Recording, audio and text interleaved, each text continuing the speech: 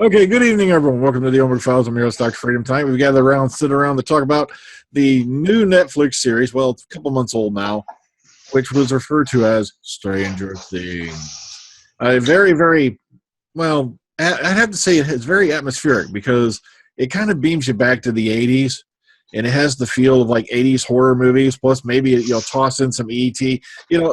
That's the kind of vibe you're going to get if you watch it.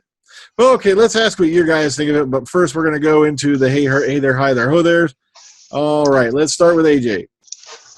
Hey guys, from down under. Okay, Beefhead. Yes, I was alive in the 80s. Texas Tim. I was dead in the 80s.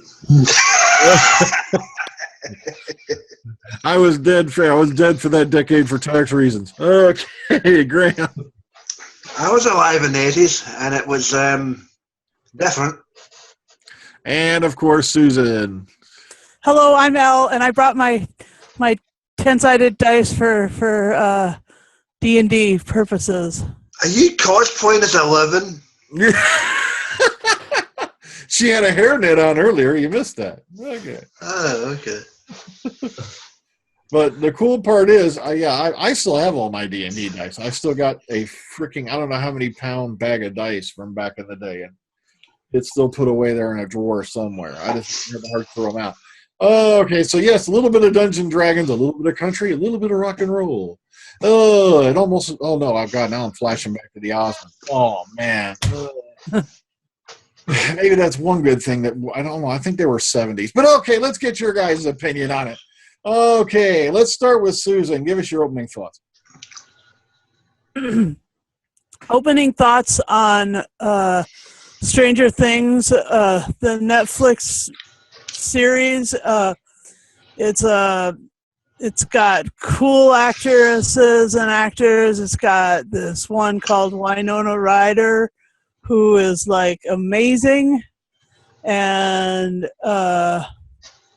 it's got this one kid named Millie Bobby Brown who plays this otherworldly child named 11, or L for short. And then we've got James Mataroso and Natalia Driver and Finn Wolfhard. There's just such an amazing cast, and I really think that it starts off really slow, and I didn't really like the beginning, but it ended up, the final episodes were amazing, and I'll talk more about them in a little while. Okay. Next up, Graham.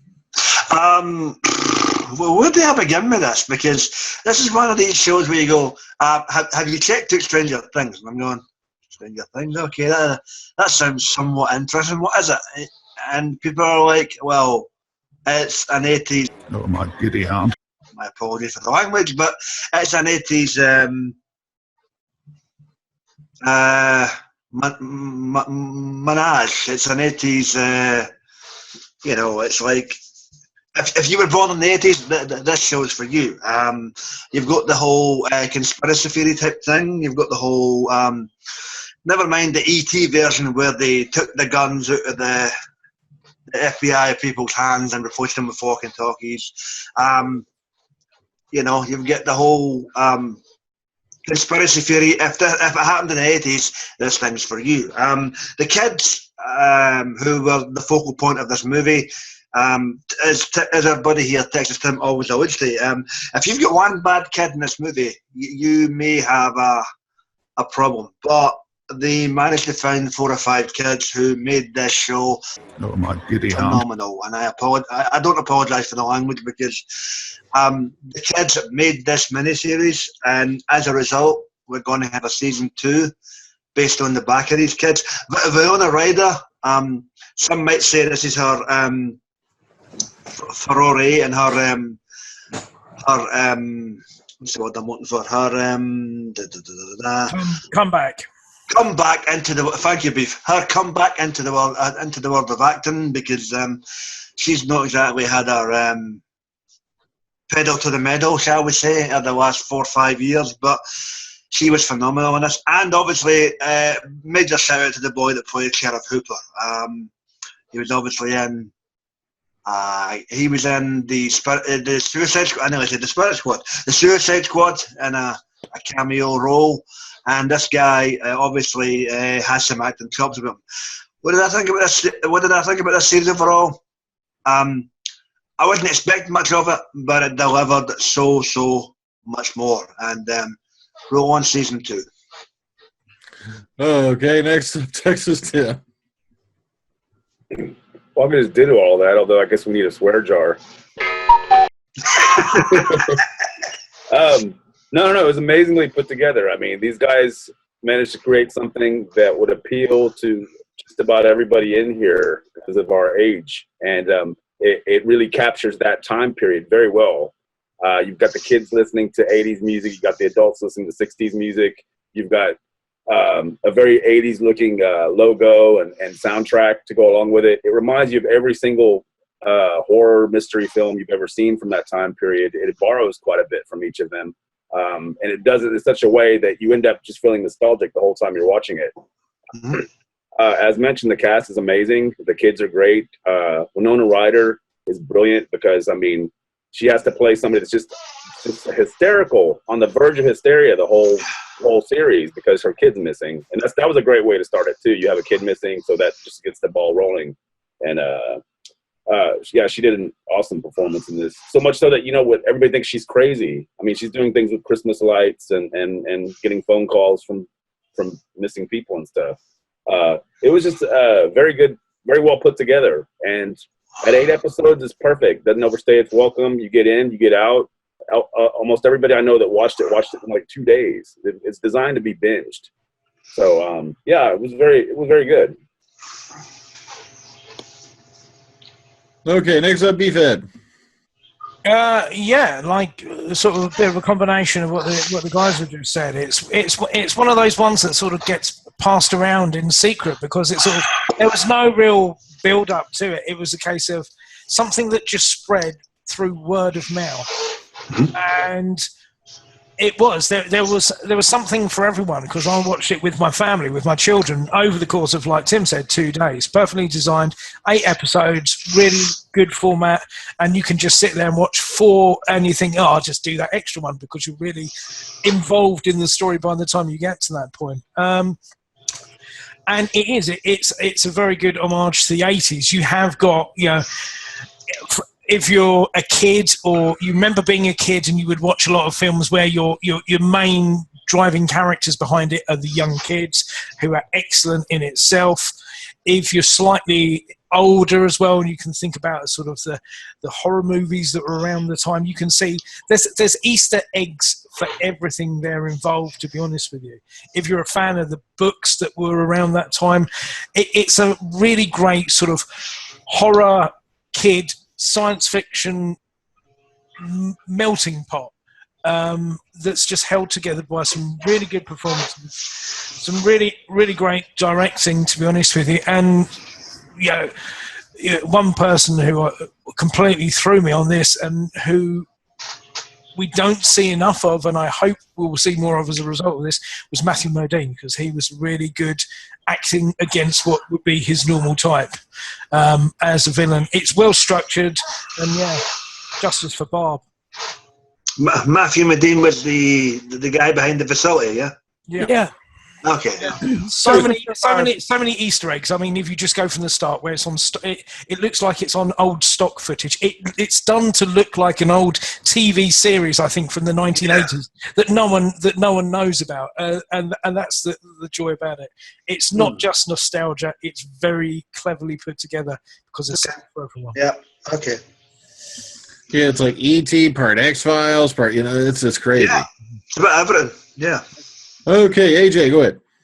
Yeah, for me, this series was amazing. Like everyone said, all the 80s throwbacks, the music, the TV shows, the movies. For me, I like the other world in this. It reminded me a lot of Silent Hill, which came well after the 80s, but that doesn't matter, you know, with the falling ash and all that. Hopefully we'll find out the mystery of how this whole thing got started in the next season, hopefully, which would be cool. because that really drug my mind out into the series, which was awesome. And top notch. Shout out to Winona Ryder, she blew me away with her acting. I thought it was going to be over the top and like ripping her hair out or something, but it wasn't. It was awesome. Okay, now I'm going to really screw with your heads. What's up? I'm going to pick somebody at random, and I'm going to ask them this question. All right, are we ready? Graham? Yeah. Favorite character and why? Favorite character, God, his name escapes me, and I don't mean to be racist in any way, shape, but who's named the black kid? Oh, that was, oh, heck, how come I can't think of it? Yeah. He was just, was it Lewis or? Lucas. Lucas. Lucas. Caleb McLaughlin, yeah. There we go, yeah, Lucas. You know what, I don't mean to be racist in any way, shape or form, but he was just so non-believing at first, and the kid they got to play him was just phenomenal. It was like, I refuse to accept this. I just want to sit down and play my Dungeons and Dragons. The actor's name escapes me, the young kid, but he was phenomenal. Lucas gets huge props. You'll like this. It's called Caleb McLaughlin. Oh, okay. Well, there you wonder. Go. And just for FYI, he's not a relation. There you go. Okay, AJ, favorite character and why? The guy who was inside the creature's costume. I thought that he did an amazing job as the creature, just stalking and hunting down his prey. He did it very well, very disjointed and believable, as far as I could see. I'll definitely have to look that up because I can't remember who played the creature off the top of my head. Okay, Texas Tim, favorite character and why? Probably the cop, because starts out, it seems like he's not really that concerned about it, but at the end of the day, he's got his own baggage as far as losing a kid. And you don't really find that out until almost, I think, the last episode or maybe the one before. But he goes on a bit of a journey, and he ends up being a pretty cool guy. So, I mean, when it starts, he's just like an old drunk laying around, like some of us. But by the end of the series, he's a very well likable character. And he really gets into what's going on, too, at his own risk of his own life. So, yeah, I think he's the coolest. Okay, B, favorite character and why? Yeah, it's a unified front with the Tims, to be honest with you. Sheriff Hooper. All the way for me. Like Tim says, you meet him, he's like, brush, beer for breakfast and, lager mouthwash, to be honest with you.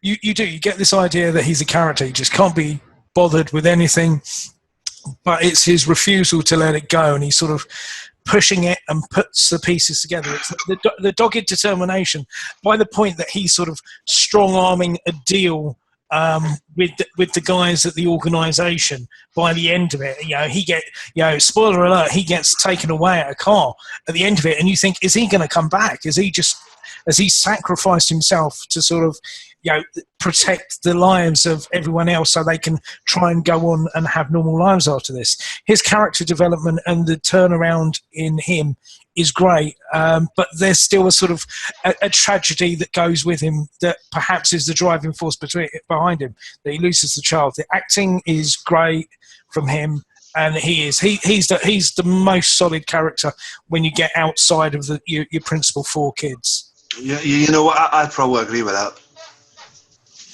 Yeah, played by David Harbour. Yeah, Chief Jim Hoffer. Okay, Susan, you know the question. Go ahead.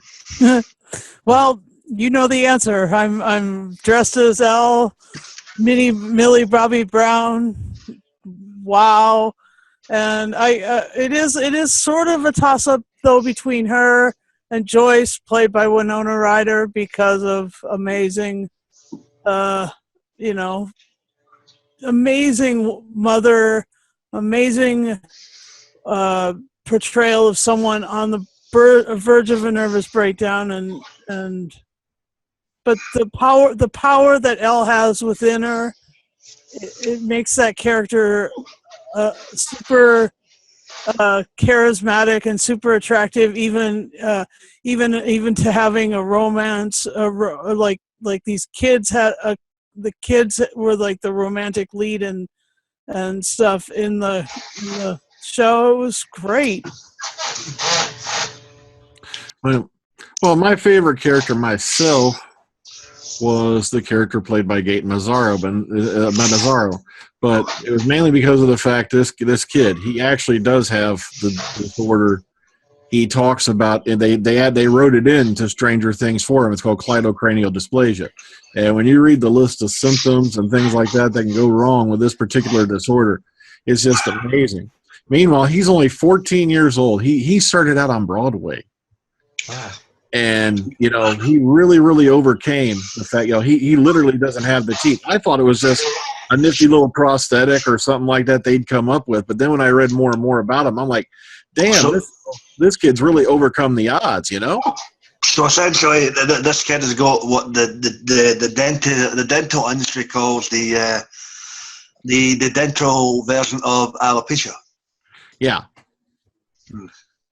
Where he doesn't have the adult teeth, or some cases they just likely never come in at all. They said like I said, look it up. It's a really nasty disorder for some people. Yeah, but it's just an amazing character. And that was the lead kid. No, he was his friend. The curly hair and the. The one who was telling him to get things done. Okay, yeah. Okay. He started out apparently with that lisp. He actually has it, and he had to work his way through it. That's just amazing to me. Fair play. But okay, let's open up the floor. The floor is wide open. So if anyone wants to bring up. Well, I like that it takes place in the 80s, so there's no cell phones. There's the kids are not playing computer games. They actually play Dungeons and Dragons, which is probably something they inherited from their older brothers from the 70s. And it's cool too how they go on a journey themselves, because they fight and bicker the whole time. Like Graham pointed out, the one kid Lucas, he just wants to focus on life, and their friend has disappeared, and they all want to find him. Meanwhile, then this girl shows up, and it wreaks havoc on their friendships, and they have to resolve all that and that's part of the story. That's pretty cool. Yep. Anybody else? Floor is wide open. Yeah, no, I'd agree with Tim on that as well. What's good about the main group of kids is that they have the sense of wonder that I think kids lose these days. They don't have the internet-bred cynicism that everyone has. So where you've got an idea that this kid's gone missing, they think that if they go out, they've got a chance of finding him, whereas every other sort of adult is pretty resigned to the fact that this kid has died in some way, shape, or form. I've got to say that the theme music and the electronic music that you get with it is superb. It reminds me very much of the sort of John Carpenter music that you would get, that he used to make himself for his own movies. It's quite interesting as well that the guys who made this, the Duffer Brothers, they were really pushing. They're huge Stephen King fans, and they were pushing to do the new version of It that's being made. And as it happens, the main kid in this is going to be in the It movie that's coming out. Sorry to interrupt you. Are they involved in the remake in any way, shape, or form? Oh. No, not at all. They were up for it, but they didn't get it. So because they didn't get it, they made this, which is what they had on the back burner. But the interesting thing is, obviously, the logo is Stephen King. When you've got one of the security guards working there, he's reading a copy of Cujo. There's a bit where they're walking down the train tracks, and you've got an episode called The Body, which everyone knows is Stand By. There you go. Yeah, Stand By Me. Yeah. Which is another big 80s thing. I do think the casting of Winona Ryder was very, very clever, because if you think of an actress who was sort of quite, although it was the late 80s, she did sort of encapsulate that with Heathers and the others. Yes. Yeah.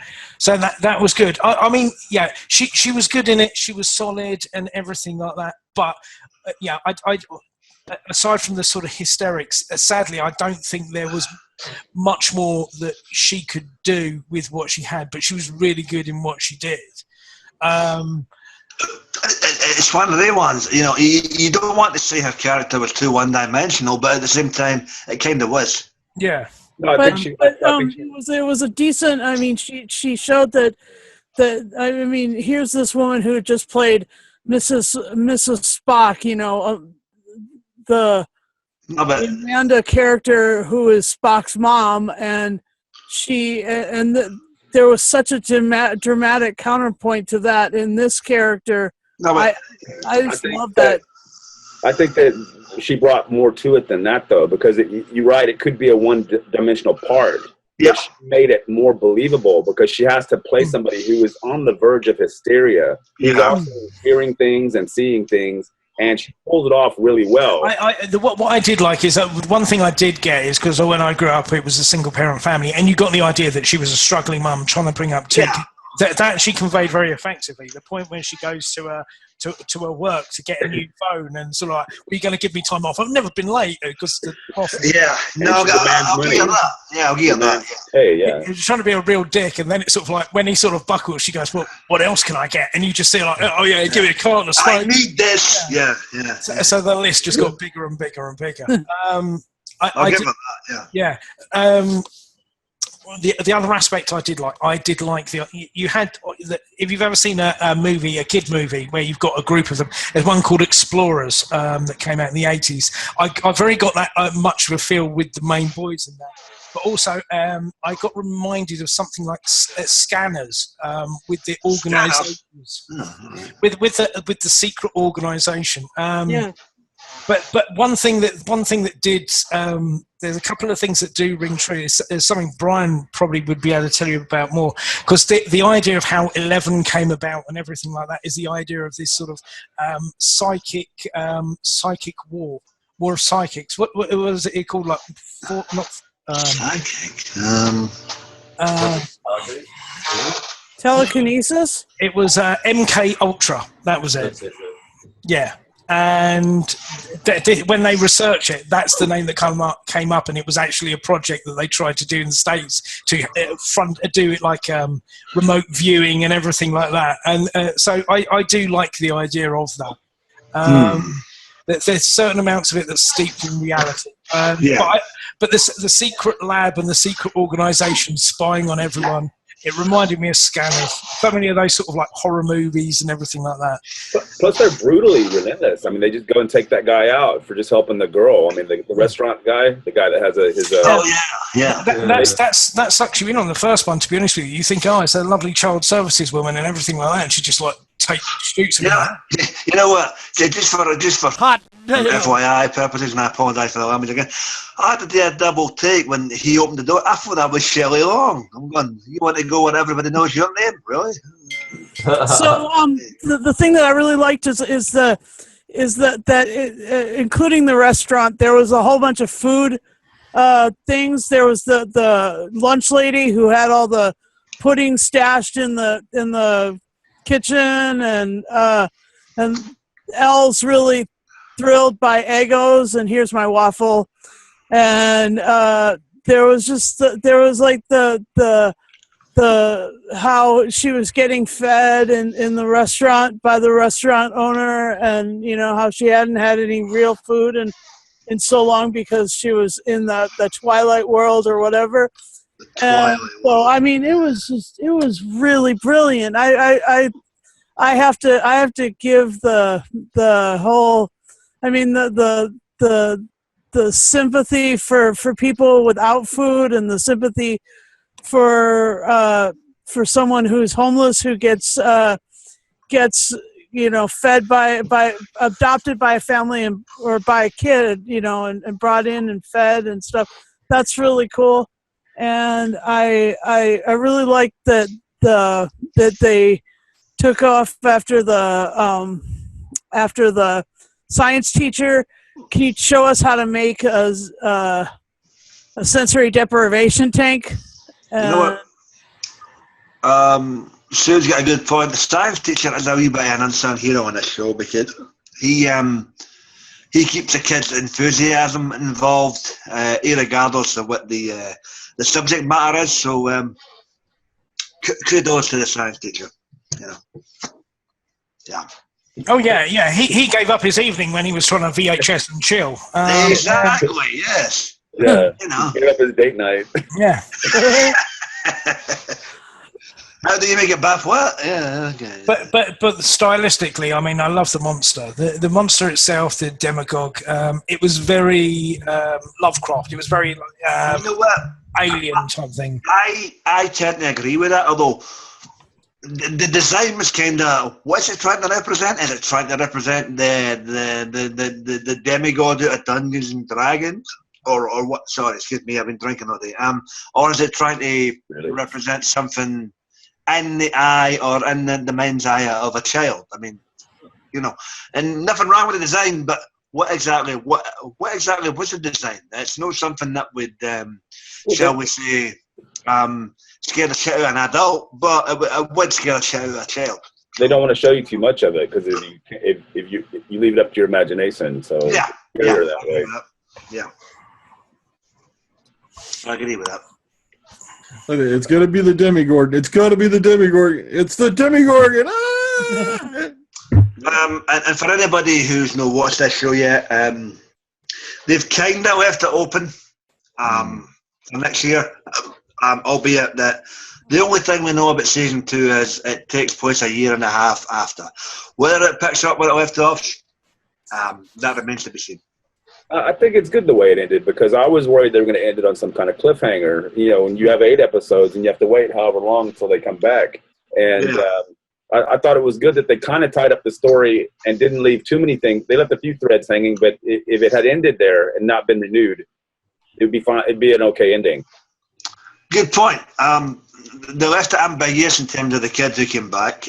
He's still having the That's like every 80s horror movie you've ever seen where they have a little twist after before the credits or whatever. So I agree with you.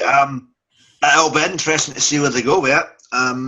But it's an unexpected hit for Netflix, so bring it. Let's see where you go with season 2.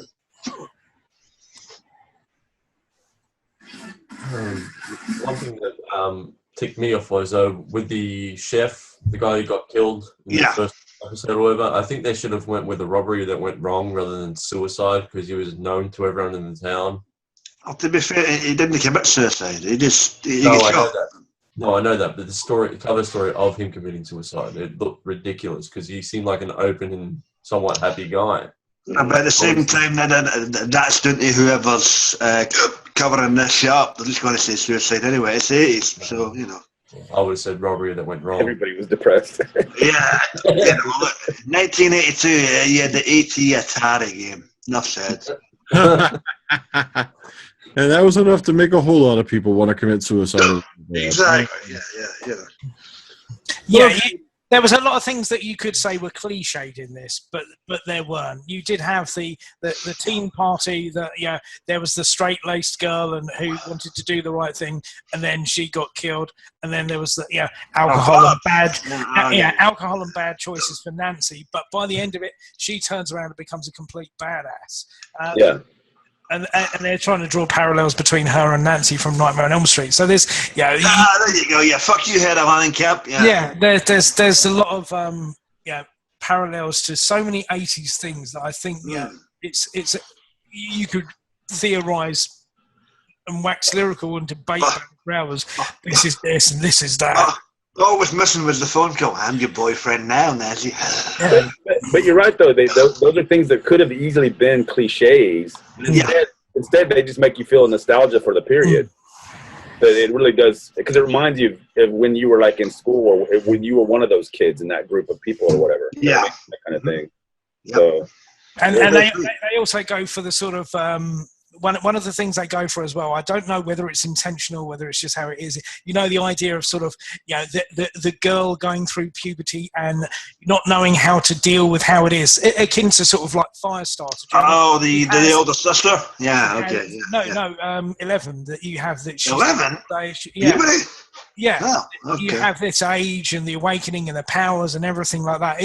There's so many very clever themes and sort of subtexts that run through it that you could just like say, it's such a melting pot, but it's so stylishly done that everyone can walk away with something. Yeah, I mean, good point. I mean, the thing that threw me with 11 was that time they were all at school and she's roaming through the house. She turns on the TV and she's flicking through the channels and you've got all these all these 80s shows, you get, you know, like Cagney and Lacey, blah, blah, blah, blah, Morton Monday. And then He-Man, the Masters of the Universe, He-Man, you know, and you're going, oh, no, they. Yes, as it is, we know, you know. We're going to ram it in your throat as it is. Yeah. The one thing that really terrified me was how easy it was for Jonathan to get bullets and bear traps and all that stuff back in the 80s. He just walks into a store and goes, I want this stuff right here. If you do that nowadays, you're listed as, you know, a teen terrorist, basically. Do we have an issue with the father who basically came into it for the money and He was a douche. Yeah, well, no, yeah. Pretty much, yeah, douche. Yeah. Yeah, definitely a douche. Yeah. Okay. Okay, I'd probably agree with you there, and I was just curious. You know. You did have an interesting as well, though. I will say that with the older brother as well, you had a strange relationship because you had the attractive, popular guy at school, and then you've got the crazy, stalkerish sort of older brother. I'll take your picture, yeah. And it's the will you, won't they, will they, won't they type thing. You don't know which one she's going to end up with. So maybe that's something they're going to carry on next season. But as much as he, I don't know. You don't know because she gives him the camera. Spoiler alert! Gives him the camera at the end that got smashed and everything like that. But she's with him, but you don't know where her heart lies. But at the end of the day, the brother is still a bit creepy because he was there taking pictures regardless. This is back in the day where you had fucking jocks and nerds, and spoiler alert, that she ends up with a jock, albeit he kind of redeemed himself. But you know, will they pick that up in season 2? Who knows? I know. Now you're fading into 16 Candles territory. What the hell? Yep. John Huston. Really, there is a heck of a lot of John Huston in the Stranger Things. Who the fuck's John Huston? John Hughes. He's the one. Oh, John Hughes, the one who made all the 16 Candles, Breakfast Club. Well, wake up while we ring roll. Your career might be revived. Yeah. Yeah, that is an idea. Definitely have a bit of that vibe too. Those old movies, you know, with like, you know, the Breakfast Club, then you even got a little bit of a My Bodyguard vibe going there a bit, you know. Bodyguard, oh God. Yeah, because of the bully and your typical school bully. Yeah. Don't you forget about me. Yeah, there you go. Yeah. But okay, like I said, very good series. Like I said, I do highly recommend it if you're out there and you want to kill. You know, if you're into Netflix binging, it's definitely one you can binge watch. And I sat down and watched it. Next thing you know, I was on like episode 5. I was like, wow, you know, I'd blown through that many today. It's an unexpected hit. That's what it was. They expected it to do semi-well, and it went apeshit. So if you're into 1980s nostalgia, go for it, kiddies. And now it's that time. The time we all look forward to. It's time to rate this sucker and put it to bed. Okay, let's start with eeny, meeny, miny. No, that's Walking Dead in a couple weeks. Let's start with AJ. Out of 10, how do you rate this first series of Stranger Things? 10 out of 10. Top notch. Brilliant. Okay, let's go for Texas. Tim, how do you rate it out of 10, Tim? I'd agree with that. 10. I mean, I wasn't expecting anything. It was a surprise, and it was very good. Couldn't have been better, really. Okay. Susan. I give it a 9 out of 10. I was thrilled by it, yes. Okay, Beefhead. I will give it a 9. Every aspect of it screams every part of the 80s. Yes, I had walkie-talkies. Yes, I had the bikes. It was a magical transportation type journey for me anyway into my childhood. And I was able to share that with my family, and they all enjoyed it. So from that, I'll say 9 because there's something else coming down the road. So I want to leave it open, but it's thoroughly enjoyable. And if you haven't seen it, then you really must. And obviously everyone knows how they're going to be doing their Christmas lights this year in the house. And Graham. I would concur with Beef. It was nice to revisit certain aspects of my childhood in terms of, late 70s, early 80s, and beyond. And I'm going to do my house up in the same fashion as that goddamn Christmas lights. 9.5 out of 10. Yeah. I'm going to agree with Graham. 9.5 out of 10. That's the way I rate it. Very, very good. Very, very enjoyable. Like I said, it sucks you in and keeps your attention, and it's definitely not a letdown. Okay, well, I'm going to give us 2 weeks because I have to work next Saturday, plus the fact I want everybody to sit down and be sure to watch this, because in 2 weeks' time we'll be paying a visit. Once again, we're going back to the streets of New York, this time to Harlem, where we're gonna meet a guy called Luke Cage. Nice. So we're definitely gonna look at 2 weeks. Okay. And with no cotton mouth and about it. Yeah. So until then, everybody take care. Ta-ta. Enjoy the rest of your evening. Don't pull a Lando. Oh.